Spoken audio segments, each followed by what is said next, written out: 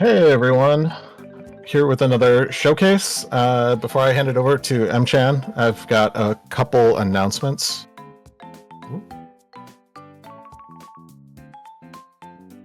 So, our next marathon coming up is live at FWA on May 9th and 10th. The schedule's been released. You can find it at fastestfurs.com/schedule. And past that, all of the volunteer submissions and everything has been closed, but we will be looking for more showcase submissions following the event. If you're interested in participating in these, you can apply, and I will drop the link in the chat. But without further ado, we've got M-Chan 388 here, 338, playing new Super Luigi Brothers U, all castles. So take it away. All right. Yeah. Thank you for having me. Hello everybody. My name is mchan338, and I'll be doing a speedrun of New Super Luigi U. The title screen is going to say New Super Mario Bros. U. That's because the version of the game I'm playing on has both games included. But we are playing New Super Luigi U. For those who tuned in, this is the backup block, and which means we're showcasing games that are within the backup pool from Fastest First Fall Fest. And for those who have tuned into that event back in November, I ran Link's Awakening Deluxe, and now this I'm running New Super Luigi U, as that was one of the games that was part of the backup pool list.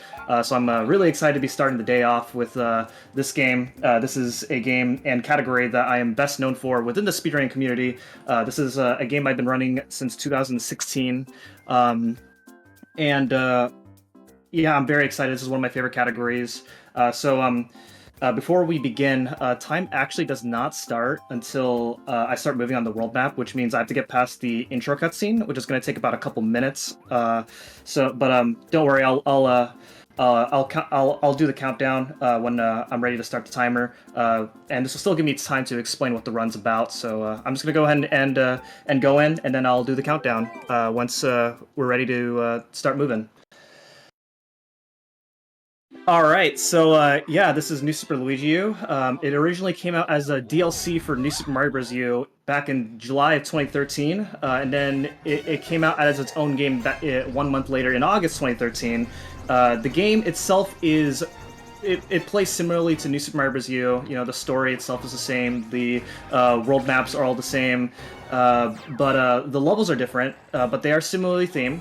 And as you can see on the intro cutscene, Mario's not there, his hat's there, but you play as Luigi instead of Mario. And Luigi actually plays differently. Luigi jumps higher, he slips more, he has floatier jumps, and he slips around more, so he's actually a bit harder to control than Mario. A player playing this game for the first time will have a very hard time getting used to the controls of this game. But the levels are laid out nicely to where in a speedrun, the levels are laid out really nicely, and it makes a really fun speedrun. Also, every level has a 100-second time limit, so this game is going to be very fast-paced. Now, the category is all castles. It's essentially warpless, so we're going to be seeing all 8 worlds done as fast as possible instead of going through the game as fast as possible. So you get to see more of the game and what the speedrun's like, and that's the type of speedrun that I like. So time's actually about to begin. We're about to start playing soon. So, I'm going to go ahead and count it down in just a moment.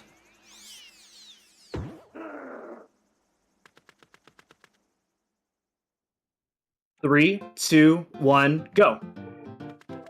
Okay, so beginning the first level here, the main power-up of the game is the Super Acorn. The Super Acorn allows us to turn into a squirrel, and as a squirrel, we can glide around and glide over many obstacles, as well as perform a bunch of tricks.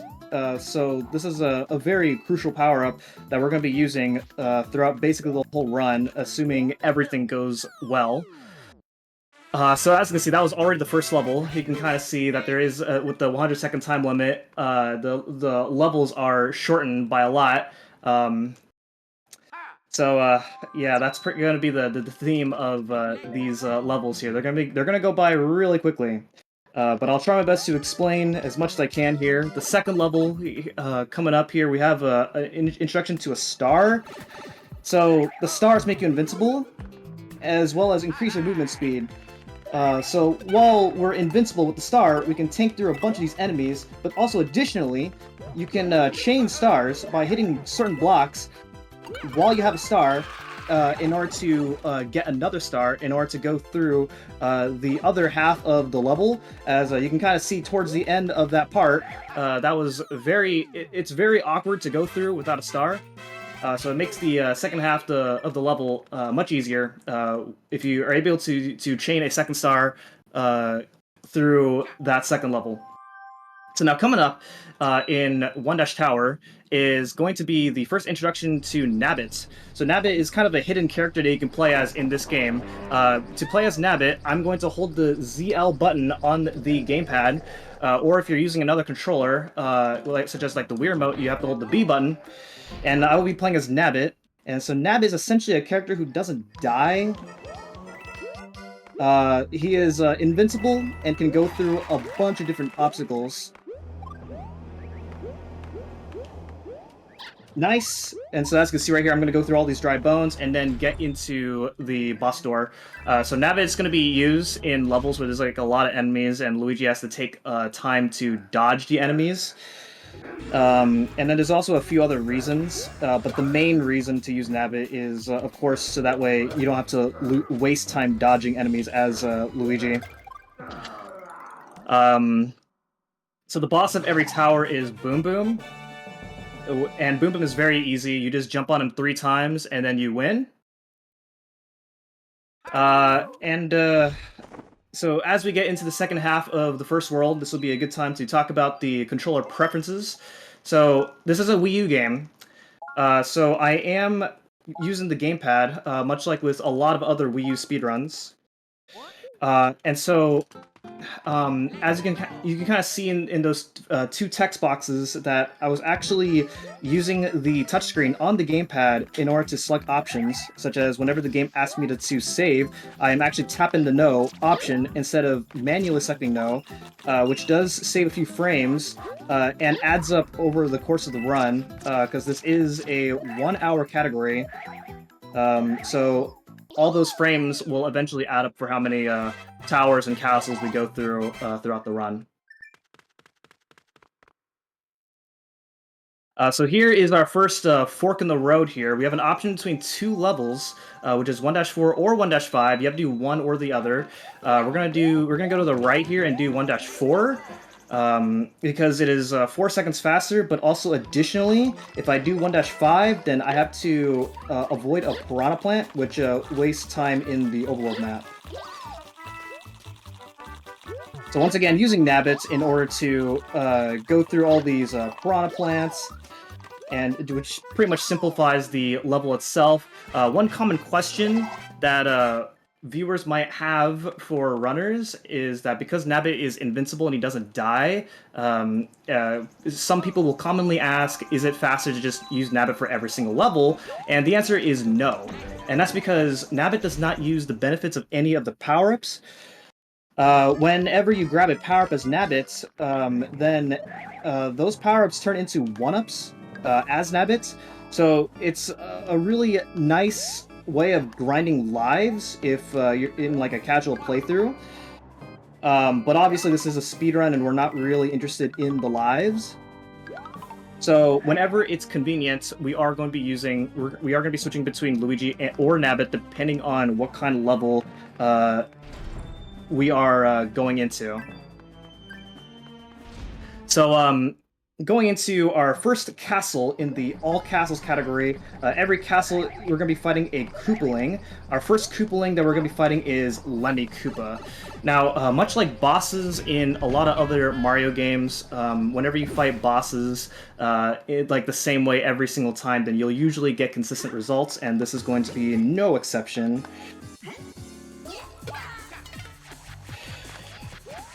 So as soon as I hit Lemmy, then I know exactly when he's going to come out of the shell. So I just hang around to where he's going to come out of the shell, and then just wait for the next opportunity to hit him as soon as possible.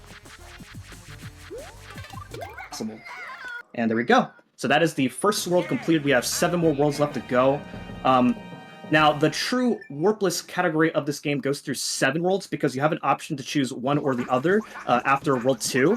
But we choose all castles because all castles is the more interesting of the category of the warpless categories. So most people usually, if they want to run a warpless category of this game, they'll typically choose all castles. So you'll notice that if you pay attention to my webcam, you'll notice that whenever I'm playing, I'm actually looking down a lot. For those who are unfamiliar with how Wii U works, the gamepad does have its own screen, and in this game, what I am seeing on the gamepad is exactly what you guys are seeing right now. And I just prefer to play on the gamepad instead of through my monitor. And there's no like delay or anything like that, so it's just pretty convenient for me. So basic form of movement in a lot of other 2D Mario games is I'm sliding down slopes, and I am jumping up slopes in order to maintain as much speed as I can throughout the levels. Also, at the end of every level, you can grab wherever you want on the flagpole. However, I am turning backwards right before I grab the flagpole, and that saves Luigi turning around and then descending on the flagpole. It saves a few frames, and because we go through quite a handful of levels in this game, those few frames do add up to being a handful of seconds. So Toad's gonna let us know that some guy named Nabbit has stolen his stuff, but you know, we don't really care.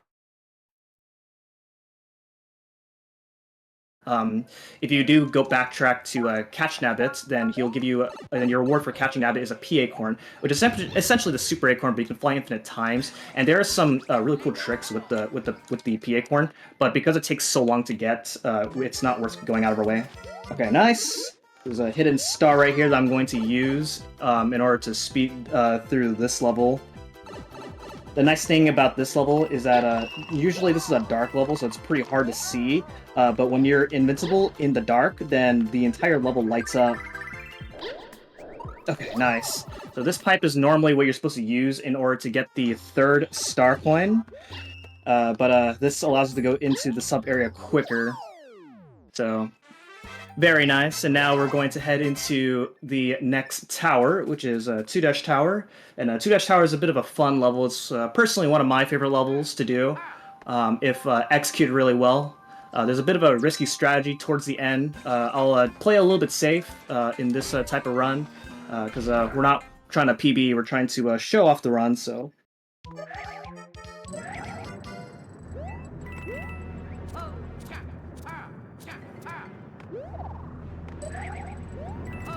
Uh-oh. Okay, hold up. Let's try this again.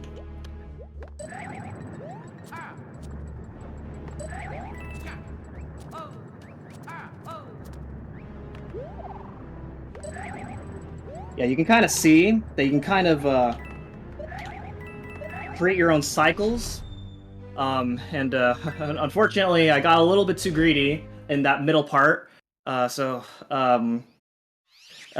was our kind of first major mistake, but that's okay. Didn't get punished too hard, as I was able to try again. Kamek here is going to now power up Boom Boom to make him do something different every single time, to make him seem like a harder fight. But obviously he's not that much harder, and so there we go. Boom Boom's supposed to be jumpy. He's supposed to jump more often, and his jumps are supposed to be a little bit more aggressive, but you know, not this time. Okay, so coming up is the biggest run killer of the run, and that is the fact that I have to get past this bridge with the Fire Bro and the Goomba and the Acorn, and I have to try and get past the bridge without getting hit by either of them. If I get hit by them, then I initiate a fight with them, which loses about 25 seconds. And where they move on the map is RNG. However, there is a bit of a manipulation where I can reduce the randomness, but I can still lose a handful of time if they still do not cooperate with me with their movement patterns. So here we go. They move in any direction randomly, and there we go. We managed to go past this bridge without running into any of the enemies, so that is good. We saved the 25 seconds, well, less than 25 seconds, because I have to do a little bit of extra movement in order to make sure I didn't run into the enemies, but we gotta run. The point is not running into any of the enemies is a good thing. So going through 2-4, a bit of a tricky one. You gotta kind of go through these stone eyes. And interestingly, I'm actually going to do this level twice. And that's because there is a secret exit that I am going to get, which sounds kind of weird, considering this is supposed to be kind of a warpless run. But we are going to get the secret exit, and I will explain later. It'll become relevant later. But for now, just know that I am picking up this secret exit in this level. And it all makes sense after, in about, I guess, 20 minutes from now. So secret exits in this game, they are, um, they're very obscure. This game has some very hidden, well hidden star coins and secret exits if you are going for a 100% in this game. That secret exit that I just found is very hard to find if you're playing this game for your first time and you have no idea where it is. I'm sure not a lot of people will know that you can just ground pound that spot that I hit in order to know that there's a secret exit there. There's no indication, but yeah, that's one of the tricky things this game has, along with pressuring us with a 100-second time limit. I've done enough runs for like my 9 years of running this game to where I can actually tune out the 100-second warning that this game tends to give us whenever we start a level. So one really fun thing about this level here, oh, that was not good. That was a little bit awkward. That's okay. I was supposed to land on that Lakitu, but I jumped slightly earlier than I normally do. So that kind of threw everything off there, and fortunately I was able to react to that just fine.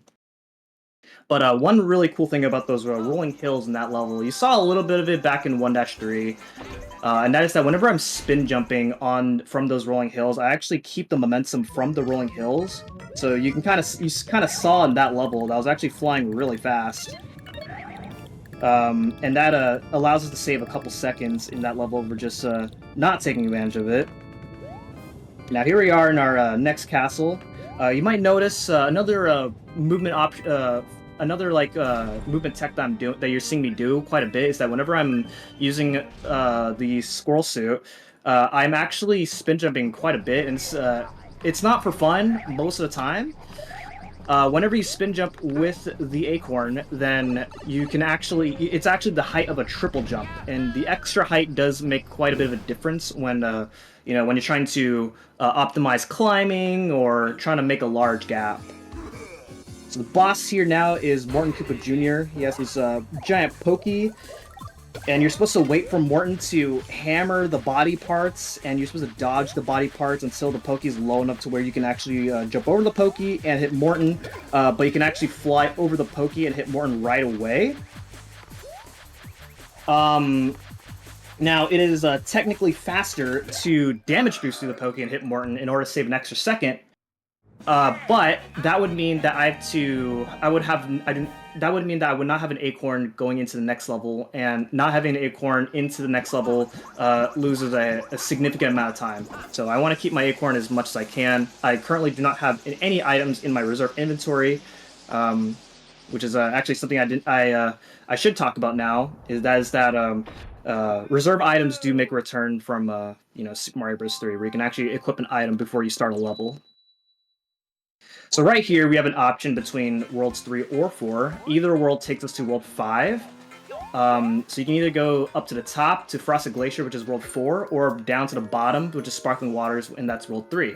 And we're going to go World 4 first, because doing World 4 first, before World 3, allows us to save 12 seconds in World 3. So we're going to go to World 4, and we're going to start off with 4-1. It's a bit of a technical vertical climb. We have these bruisers that we have to dodge because they punch these barrels at us, but we're able to dodge them just fine, just like that.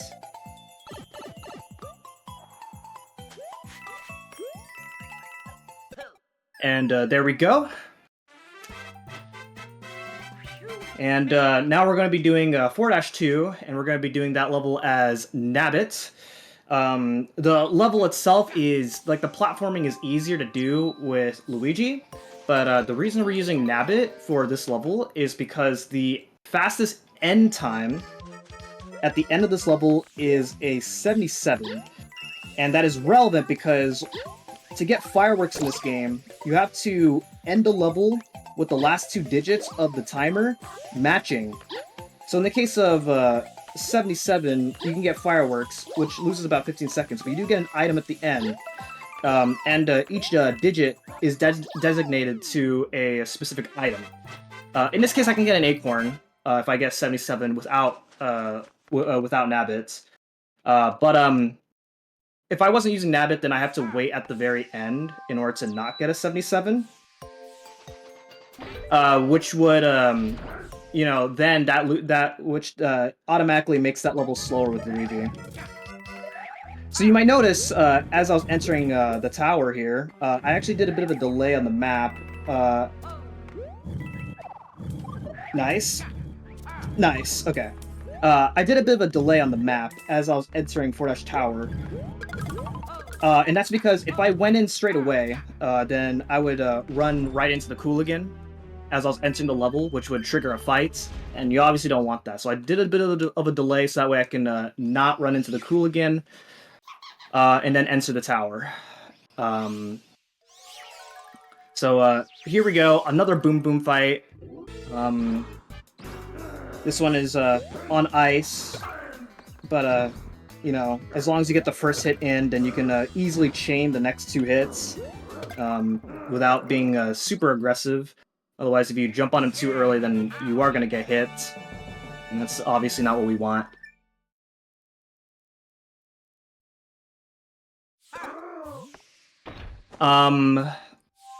So yeah, so that is the Tower of World 4. These next couple of levels do not have much to talk about, so I am interested in any questions that the chat might have about the run.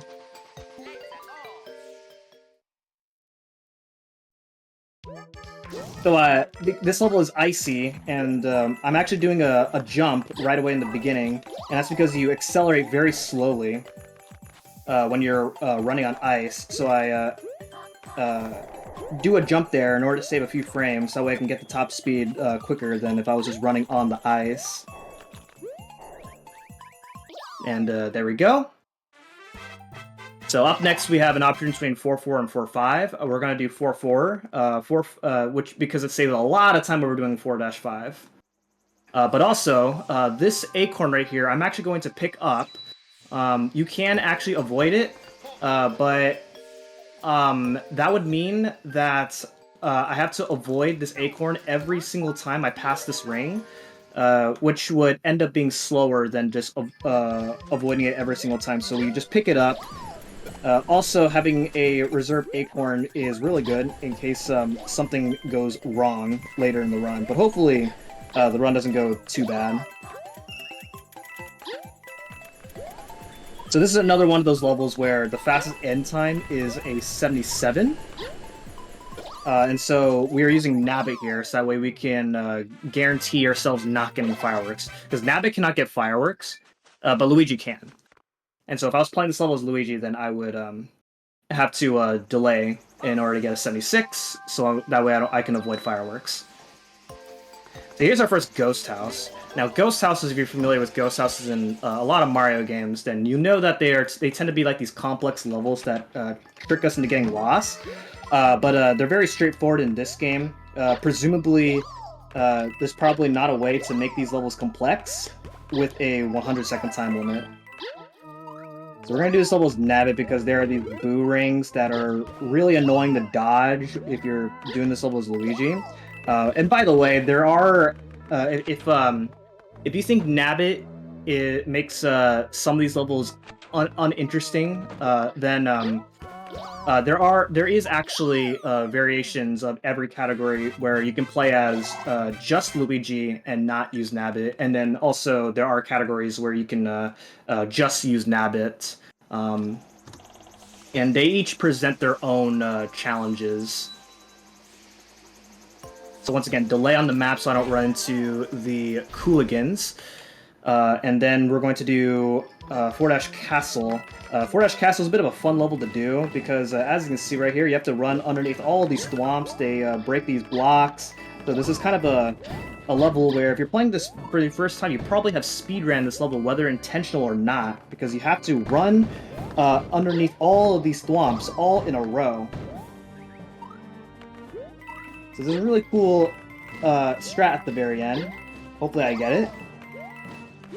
Nice! Normally you're supposed to do 2 wall jumps in order to get up to that part that I got to, but with a very precise jump, then you can skip those 2 wall jumps, saving about a second.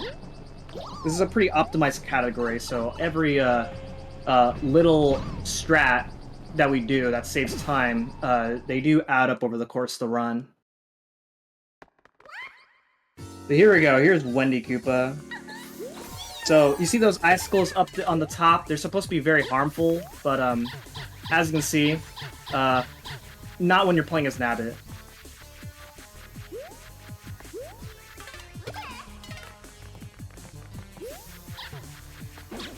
So as you can see right there, Nabbit can get knocked around by some enemies, but for the most part, he is invincible and he doesn't die. So that's World 4 completed.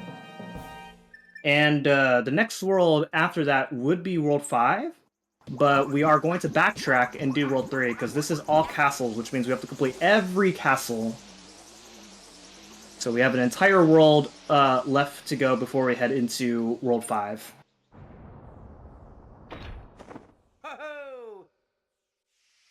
So once again on the map, I'm going to delay in order to avoid these 2 Cooligans. There we go.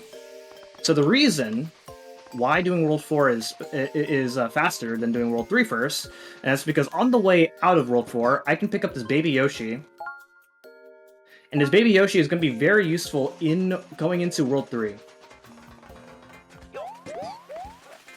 So World 3 is a beach-themed world. It's called Sparkling Waters. So based on the theme of this world, we are going to be seeing water levels. And if you've played Mario games, then you know that water levels tend to be very slow and very unexciting.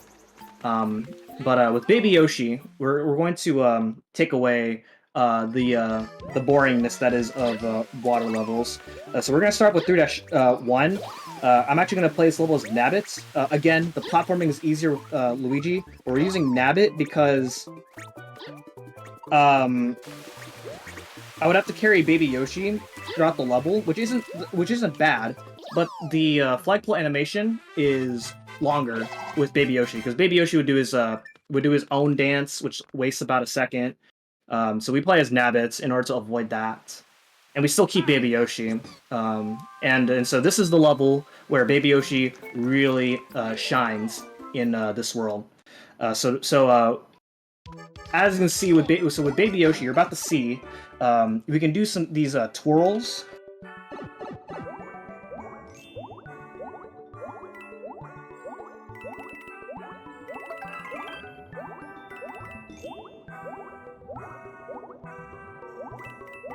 And this is normally a 50-second level. And so with Baby Yoshi, using Baby Yoshi throughout this level, you actually save about 20 seconds. And because it takes about 8 seconds to go out of our way to grab Baby Yoshi, it is still a net save of 12 seconds. So it is very much worth it to do World 4 first just to save time in this level. So 3H Tower is the level where I think that Nabbit saves the most time. And that's because normally in this level, as you can see, we have all these skewers. And you're supposed to wait on lots and lots of cycles as Luigi. But with Nabbit, he doesn't get hit by any of the skewers, so he just goes through them, no problem.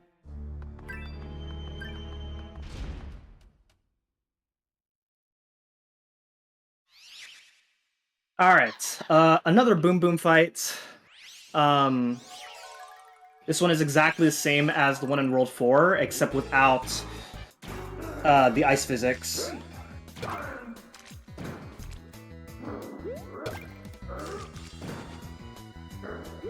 There we go.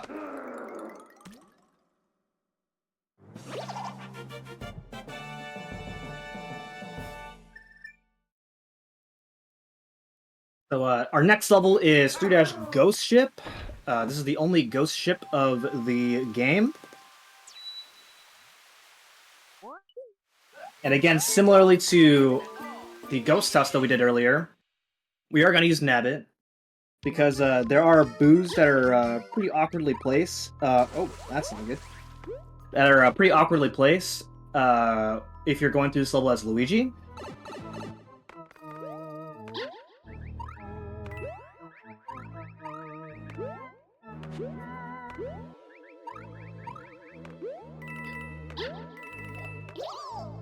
And there we go.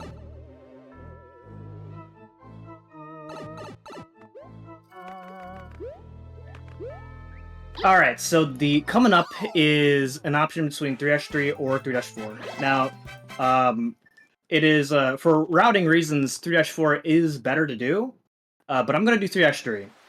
And that's because, it's mainly because I have not practiced the route that does 3-4 enough. I'm not confident enough to do the 3-4 route. So I am going to do 3-3. And ordinarily, this does save about 4 seconds over doing 3-4. But the reason 3-4 is better to do for the most optimum run is because 3-4 has a penguin suit that you can use for the rest of World 3. And the penguin suit allows you to swim faster in water levels. You can dive, and which diving is faster than just regular running. So it's used a lot in a lot of individual level speedruns of this game. But that route is significantly harder. And so what I'm doing is kind of a more consistency route, and it's the route that I've always used throughout my 9 years of running. The addition of using the penguin suit for the rest of World 3 is kind of a newer addition to the run that I haven't put in enough practice to in order to show off that route. But maybe someday later on, maybe in a future Fastest Furs event, I might show it off if I have enough practice for it. But for now, this is the route that you're seeing from me today. So heading into 3-Dash Castle, you can either do this level as Luigi or Nabbit. They are exactly the same in time. A lot of people like to use Nabbit for this level, but I like using Luigi because the first and third screen of this level is easier with Luigi. This screen in particular is easier with Nabbit. In the case that if you like mess up your movement in this level, and you might get hit by these homing torpedoes, but they're not too hard to dodge. Something I didn't explain yet, and this is another movement tech, and that is that whenever I'm using, and that is that as a Squirrel Luigi, I'm actually my first movement is a short hop followed by a glide, and that allows me to go into max speed quicker. It saves a few frames, and we do it so many times that it eventually adds up over the course of the run. So Larry Koopa is one of those bosses where if you actually mess it up, then it can be random. Hopefully we don't mess it up. It's looking pretty good right now.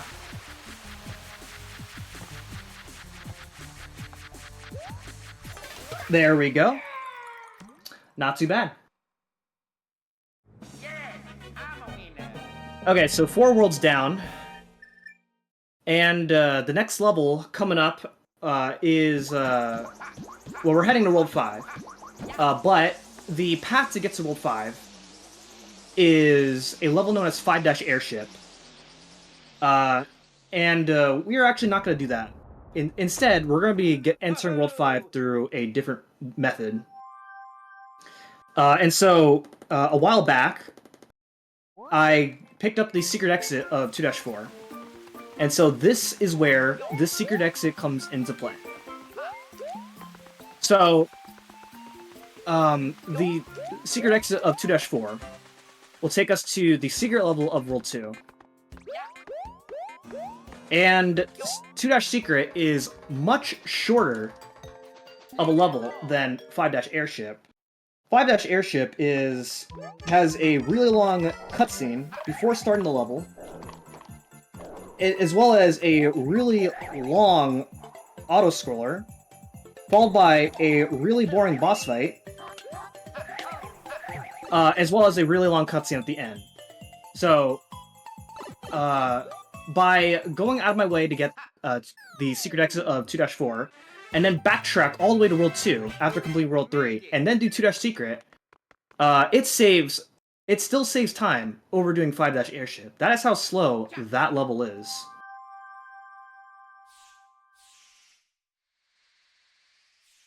So overall, it's about a net save of about a minute.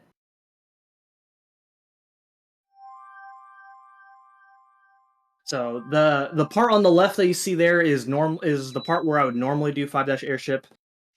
But we're gonna go straight into 5-1 as soon as we enter World 5. So World 5 is where the run starts to get pretty interesting. The run's been pretty straightforward so far, but World 5 is where things get pretty interesting. And that is because normally, World 5 is pretty long. There's a lot of levels here. There's like 3 sections. There's this top section right here where you have 5-1, 5-2, 5-3, and 5 Tower. And then there's there's another section called the Haunted Forest section, where it has a ghost house and 2 of the hardest levels in the game, and then an RNG section. And then there's the bottom part of World 5. However, despite all that, we actually only do 4 levels of this world. This is the shortest world of the run, and that's because there is a secret exit in 5-2 that allows us to skip a lot of World 5. So what you just saw me do there in this level is when I was jumping really fast from those swinging vines, I'm actually going neutral on the D-pad, and that actually preserved my momentum from the swinging vines. And that saves 3 seconds over just holding right all the time. So once again, we do oh, that's not good. Okay. Dang. Alright, that's okay. Alright. Hopefully, oh boy. Oh, this is gonna be really awkward now.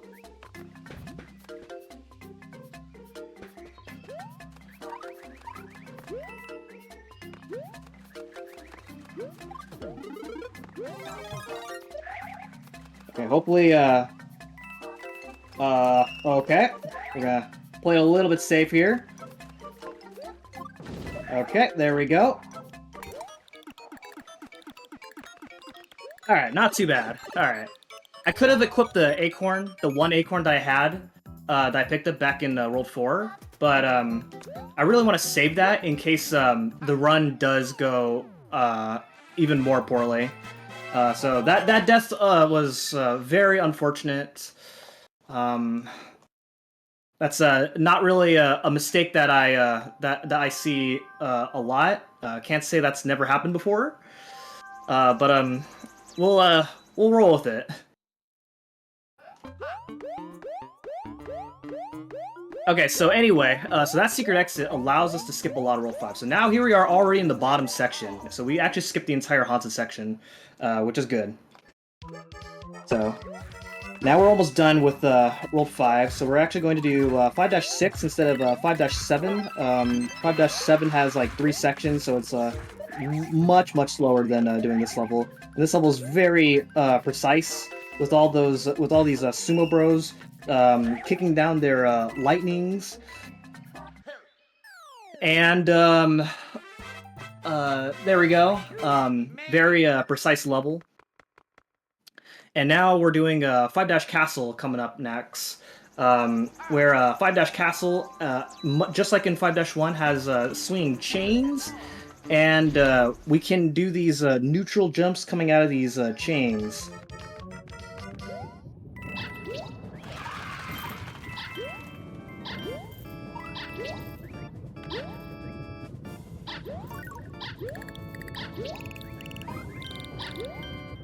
Just like that, and there we go. Okay, so the boss of this castle is Iggy Koopa, and Iggy Koopa is kind of our first boss that has some bit of randomness. It's not too bad, as long as I don't mess up. But there is a slight minor variance in this fight. We'll see how this goes. So I'm playing as Nabbit in this level, and that's because with Nabbit... There we go. Normally what's supposed to happen is he shoots out those fireballs, and one of those fireballs will summon a Blarg. And Iggy will not come down from the ceiling until the Blarg comes off screen. So what I did is I took advantage of Nabbit's invincibility by jumping into the fireball. So that way Iggy Koopa can come down much sooner than he's supposed to. And that saves quite a bit of time in the fight itself. So there we go, roll 5 completed. You know, unfortunate about the one death in 5-2, but we keep going. We should still have a good time at the end of this run, assuming no more major mistakes. This has been a pretty good run, execution-wise. So coming into World 6, this is, in my opinion, the hardest world in the run for me.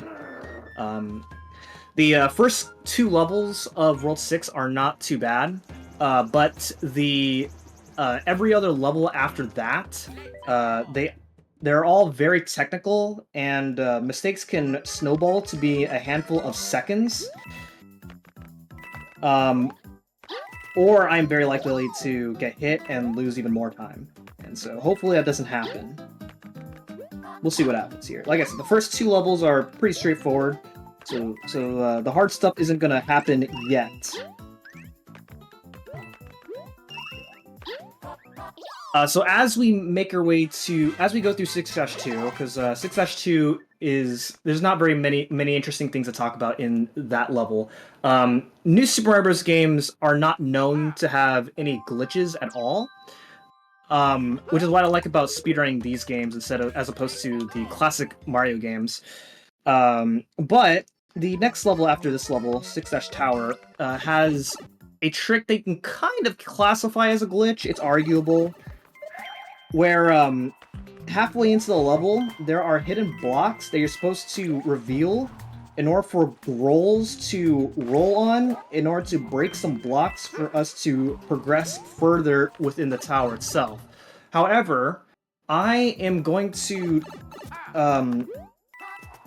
glide in a way, or I'm going to fly up in a way, in a very precise point, to where I can actually go through the hidden blocks without revealing them at all. And that saves 6 seconds if I can get it. So, we'll see what happens here.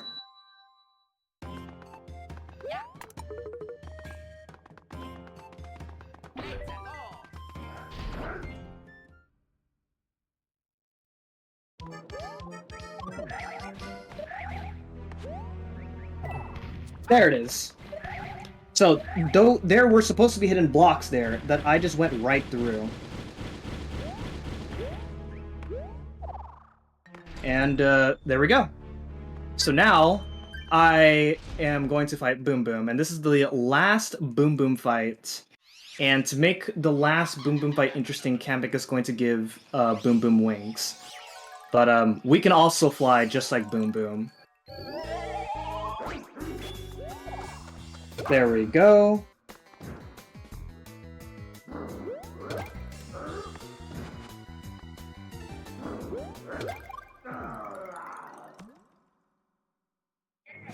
Okay. And now, as we approach the second third of World 6, I like to kind of split World 6 into like 3 sections. As this is the only world that has 2 towers. So this part right here is also pretty tricky.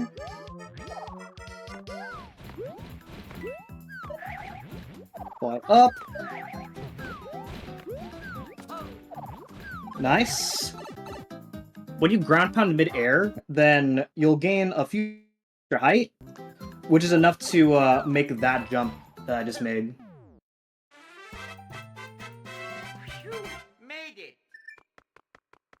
So coming up is 6-5. 6-4 is an auto-scroller, which is why we're doing 6-3 instead of 6-4. And so going into 6-5, we're going to get the secret exit.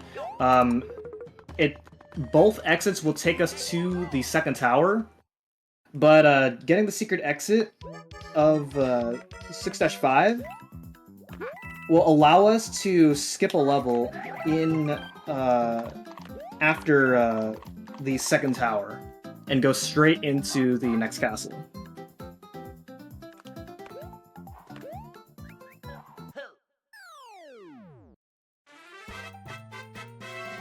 Now, the second tower is very technical.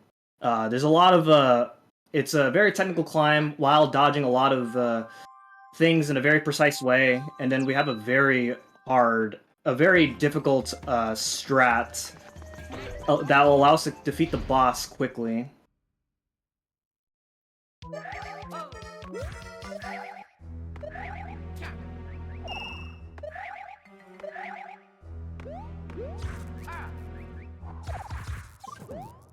Okay, very nice. Okay, so coming up is the Sumo Brother fight. The Giant Sumo Brother, which is the boss of this tower. And there is a quick kill. The first hit... Well, a quick first hit, I should clarify. So, hopefully I can get it. It's very precise. Nice!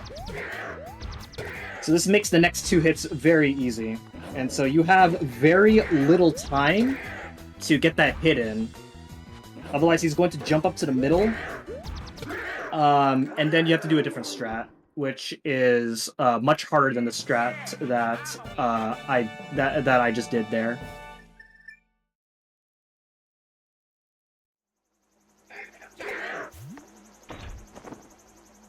Okay, so the secret exit of 6-5 allows me to keep the switch being pressed down on red, and the path when the switches are red will take us to the back entrance of 6-Castle. And as you can see, it took me 5 seconds to get to the boss door by entering the level through the back, as opposed to entering the level through the front, where you have to do a little bit more effort into going through the castle.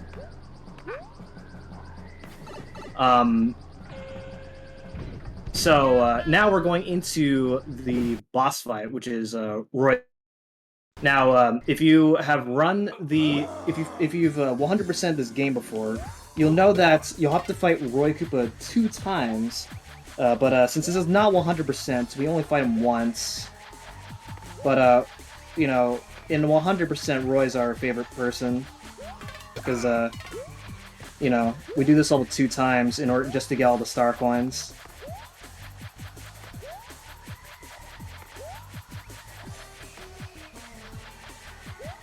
And there we go.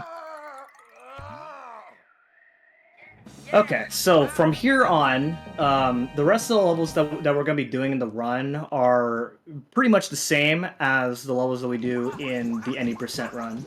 So coming up in World 7, World 7 is another pretty difficult world.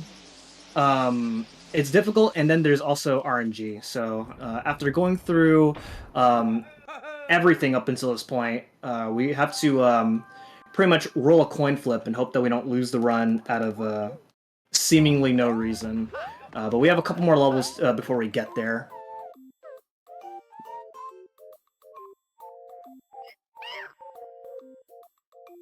So coming up in 7-1, this is one of my least favorite levels of the run here.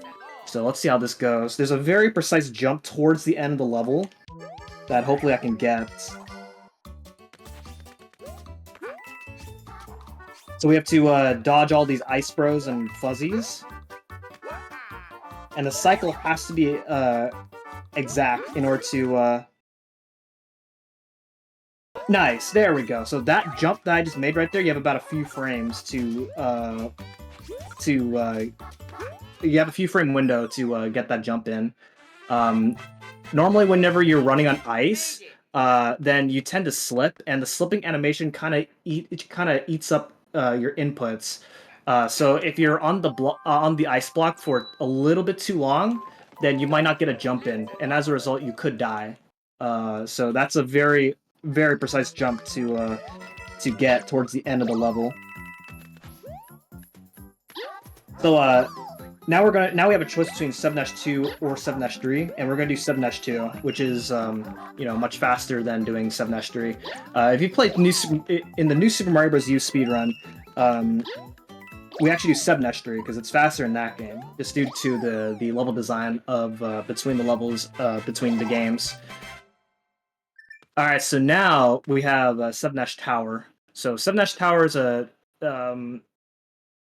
is a very difficult level to go through, followed by a pretty difficult boss fight. So here we go. It is important that I keep my Super Acorn throughout the level. Nice. That's a pretty precise fly up in order to get to that dry bones without getting hit by it. And then this second section here, a bit of an auto-scroller. You can defeat these Fire Bros if you'd like.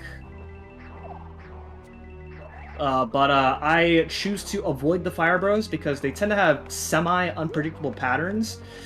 And it's usually not worth risking your Super Acorn to deal with them.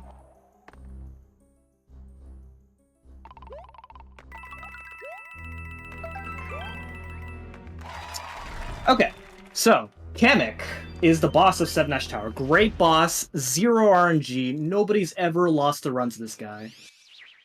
Let's see what happens here.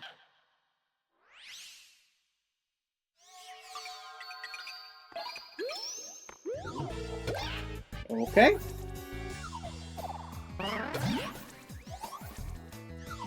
Wow, I am very impressed.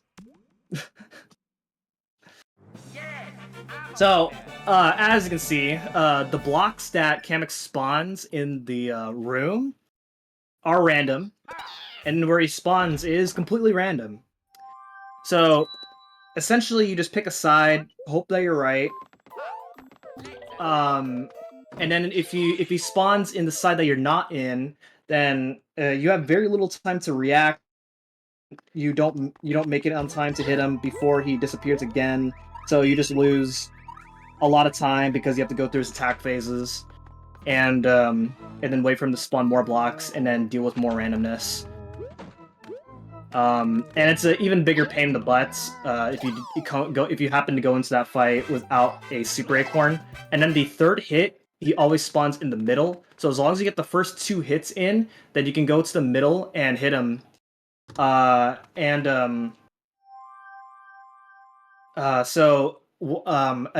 just got a pretty good RNG within that fight. So I got pretty lucky there. So I got the secret exit of 7 Ghosts, and that allows us to skip a lot of World 7. And it's also convenient because after 7 Ghost House, ordinarily there would be an RNG section, but we can skip that entirely. So now we go straight into 7 Castle. And 7 Castle is interesting. We have this giant block that we have to wait for it to pass us. So you can kind of take your time on this first part. And same thing with this part right here. I am actually going to slow down here, and that's so I can get a more favorable firebar pattern when I make this jump just like that, and then into the boss door. Oh, also, I should mention that whenever I'm entering boss doors, I'm trying to enter the doors through the center. And that saves the walking animation of Luigi trying to walk to the center and then into the boss door. So, Ludwig von Koopa has an attack where he clones himself and you have to guess which one's the correct Ludwig, but with the Super Acorn,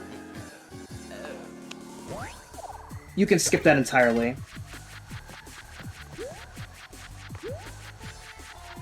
So we just go ahead and camp out to where he's going to spawn, and there we go.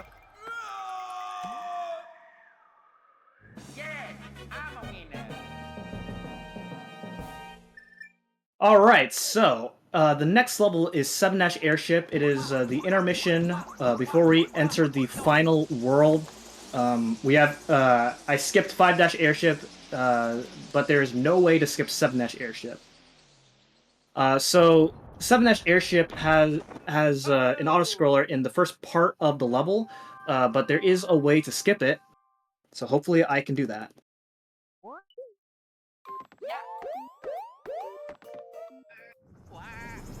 So normally you're supposed to ride a cloud throughout the entire section while avoiding a giant fist that's trying to kill us, but we're gonna try and skip it entirely.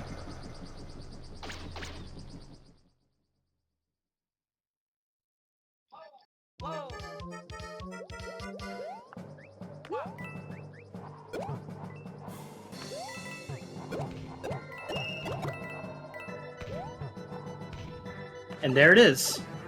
So that's the skip. The second part is also an auto-scroller, but here it's just an auto-scroller. We have to pretty much follow the camera, so a bit of a calm before the storm before we get to the boss fight of this level.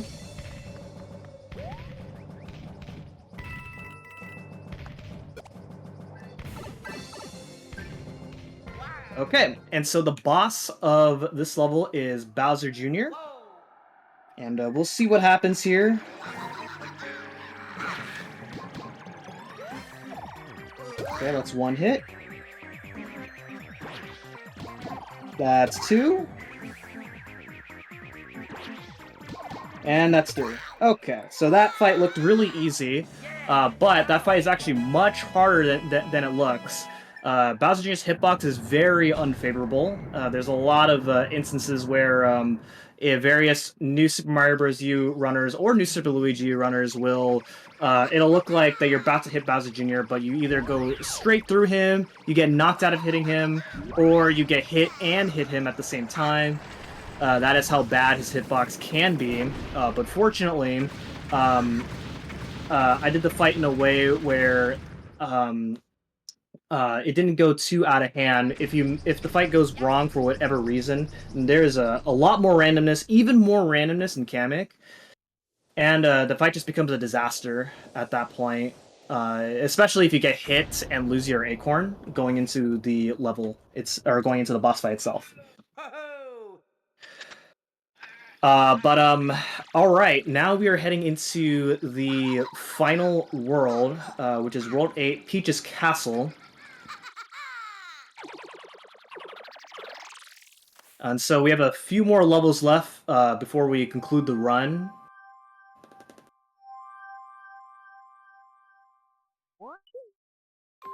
So going into 8-1, 8-1 has raining fireballs, and they fall down at random, which is significant because to get the secret X of 8-1, I have to wait for a fireball to break some blocks, and I can wait a random amount of time with a variation of 1 second between each fireball pattern. So let's see what happens here. Okay, I got a good pattern.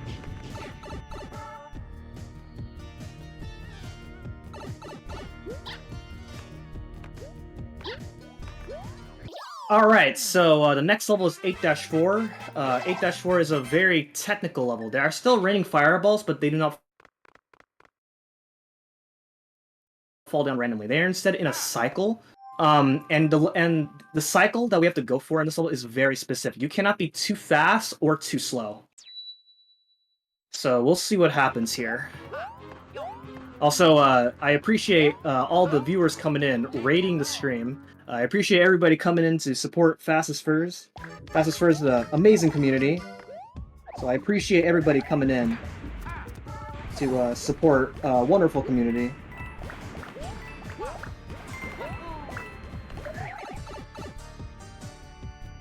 Alright, so there we go. We went through that level just fine. There is a bit of a harder strat that I could have went for, which could have saved me an extra second, but I have decided not to go for it because it is a very high likelihood of messing up. So it was not worth risking. Alright, so 8-Castle. In New Super Mario Bros. U, there is a well-known trick known as elevator skip. There is elevator skip also exists in this game as well, except as you can see right here, elevator skip is much easier, and that's mainly because the elevator moves horizontally in this level as opposed to vertically in New Super Mario Bros. U. Nice! Okay, so that jump is very precise in a way where I am jumping low enough so I don't hit the bomb up on the top, and I am jumping high enough so I don't hit the spark. So it's a pretty precise jump that I made there. And now we're heading into the final level, 8-Castle 2. So we are almost done.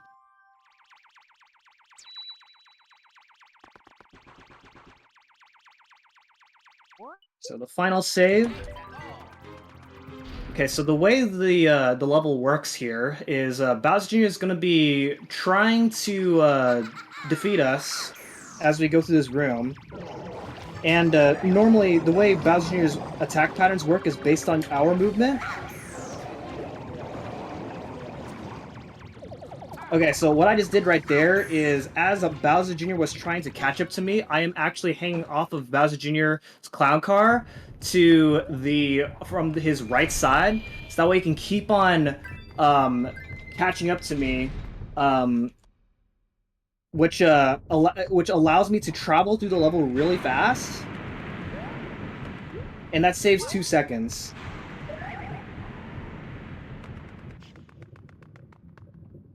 Okay, the Bowser fight. Very difficult. Watch this. Yes! Oh! That was so difficult. Oh my gosh.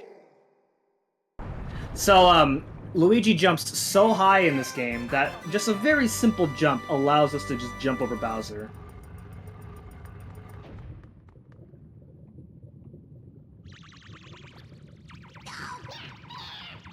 Oh, but what's this? Bowser Jr. and Kamek, they're planning something. What's going on?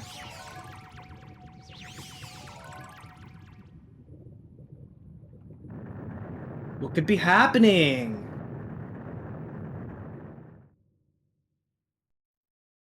Well, meanwhile, let's just get out of here while we can. Hopefully nothing suspicious happens. There's the princess. Oh. What?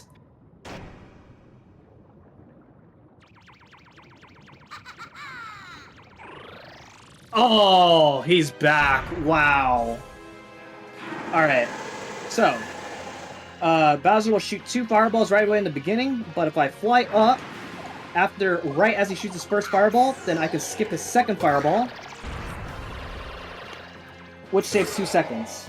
Then, what I can do here is I'm trying to catch the clown car before Bowser Jr. gets it.